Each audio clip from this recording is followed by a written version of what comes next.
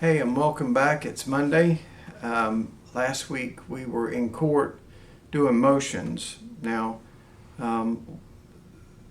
there was just a few guilty pleas, but that was a motion that turned into a guilty plea. So once a person is arrested, they will make motions like a motion to suppress. Judge, you can't use those drugs against me. Judge, you can't use my statement against me. Those sort of things. And there was a whole week dedicated to that. Some of those ended up in guilty pleas once the judge heard the motion. It's one of these things that if the defense attorney didn't do it, we would have an issue at the appellate stage or the PCR stage.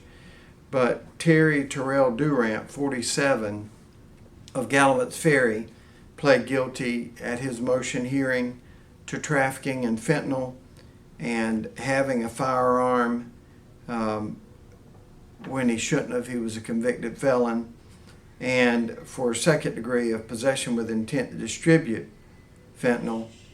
So several drug charges, and he received a 10-year sentence. We are adding to this video a couple of places that you can go to learn more about fentanyl. But I get this all the time, and I've jokingly said that of the comments that we get, not necessarily on this channel, but when you see WPDE or WMBF or BTW or the Sun News, it's 10 years for fentanyl. You could kill somebody, and it's all of those type things. Did you know that 136 people die across the United States every day because of fentanyl? That is almost 1,000 persons a week, every week, 52 weeks a year of fentanyl. It's 952 people a week. So right at 51,000 people that die every year in America. Fentanyl is about 100 times stronger than heroin. And what we have found, the scary part for us parents, is that 42% of the pills that were taken off of the street had enough fentanyl in it to cause you to die. Almost half. So you've all heard about the black market. You've all heard about pill presses. A young man that is 17, 18, 19 can take what he believes to be is Xanax or some sort of drug that he's more into, a designer drug, having no idea that it's got fentanyl in it. And even the person that gave it or sold it to him may not know that there's fentanyl in it. But 42% of those pills nationwide have enough fentanyl in it to kill you. In fact, a kilo, and I'll be honest, weights and measurements is a class that I didn't do well in, but you always hear a kilogram, kilo. A kilo of fentanyl is enough to kill 500,000 people. If it were spread out, it would be enough to kill 500,000 people.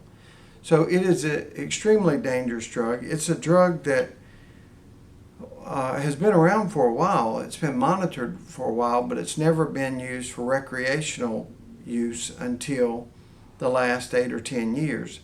But if you've got stage 4 cancer, it's a drug that, in your last days of life, it can be a miracle drug because it blocks pain. But it was never meant to be taken by an 18 or a 19 or a 20-year-old trying to get high. And a lot of these people don't know that they're taking fentanyl. And if they are not killed by the drug, if somebody gets to them quick enough with Narcan, there's a likelihood that they're going to develop an addiction to heroin, opioids, or fentanyl. So it's extremely dangerous.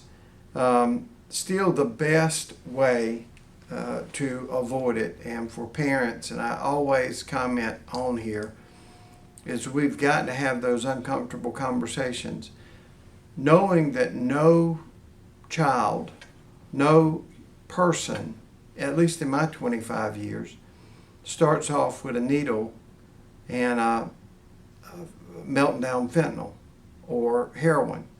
They start off with pills. If I'm telling you, and the DEA is telling you in the information provided, that 42%, that's pretty close to half of the pills that you buy on the street that you're saying, oh, it's not that, Mom. I'm not taking, you're crazy, I'm not taking fentanyl. I'm not taking heroin. I'm taking Xanax or something that's less deadly. You believe that. You could pass a polygraph believing that, but you're unsuspecting. And chemists, to heighten the potency of opioids, are putting this in there.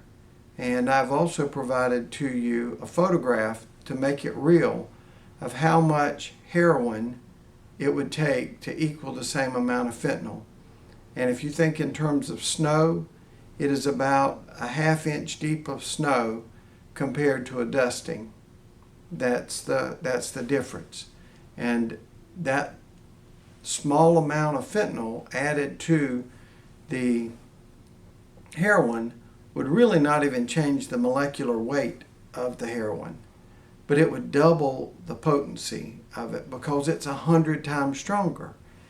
And it's one thing for a doctor or a pharmacist to be in a lab coat and measuring out milligrams.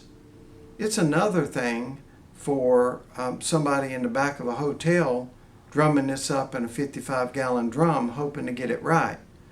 And that is what we are taking. Now, pills that you get, they're still oxycodone, oxycontin. Those are highly addictive also, and that leads later. But if you've got a kid, or if you know a person that's buying pills off the black market, off the street, even if they're coming out of a can or a medicine vial, you got a 42% chance. If you take it twice, you got an 84% chance that you have just ingested fentanyl. It is so pervasive that our police years ago, over 10 years ago, stopped field testing, because just one grain of it on the skin as you're trying to field test it could put a full-grown man into cardiac arrest. So with wind blowing and all of that stuff, we quit field testing drugs on the street because of that. And now it's done, with Bunsen burners and ventilation and all of that stuff, because it is so deadly. So have that conversation.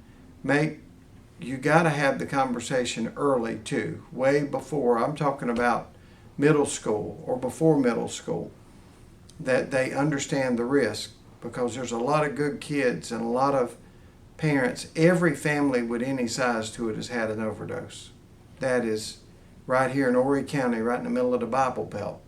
And it's a lot worse in some of the cities around the north, central, and the northeast. It's really pretty bad. You'll hear reports out of mid to large sized towns like Cincinnati with 18, 19 people dying a day. So that is why we do what we do. Hopefully, we're hoping that a crackdown on the southern border will limit it, but it's still coming in at ports. It's still coming in at on planes. It's still getting out there. So we just, there is some amount of trust that you can do with the drugs that you get from a doctor's office, but never, ever, ever buy. 10% is too much of a chance, but 42% is way too high. You never can be buying this stuff off the street, even if it's a friend or somebody that you bought drugs from before, because that person doesn't necessarily. That's the big thing. They've been trying to do this homicide by fentanyl thing at Columbia, at the state legislature. But as part of that, it's knowingly sell. These people honestly don't know that they're knowingly selling. But I submit to you, 42%, you are reckless at least. You're at least reckless if you know that 42% of the stuff that you're selling or reselling causes death. You don't have to positively know that you know you're dealing in a dangerous drug. That's all you need to know. That's my take on it. But the legislature is struggling with that right now because they're trying to put it in there. And I'm going to tell you, if they do that, that is going to be like the pinball law. Don't play pinball on Sunday. It'll never be used because you're never going to be able to show that people knowingly sold fentanyl. Not unless you catch them with the peel press, and who does that? Who videotapes themselves doing it? So it's incumbent upon us. Don't look to the legislature to save you. It's incumbent upon us to have those conversations and to avoid being around things that are killing our children, or addicting our children, and the only pathway out most of the time is through jail or through a coffin. And not the greatest way to start off your Monday, but it is that is why we do what we do. That is why we are trying to enforce the drug laws in such a way as to at least keep the other people from selling fentanyl, heroin, black market pills, those sort of things.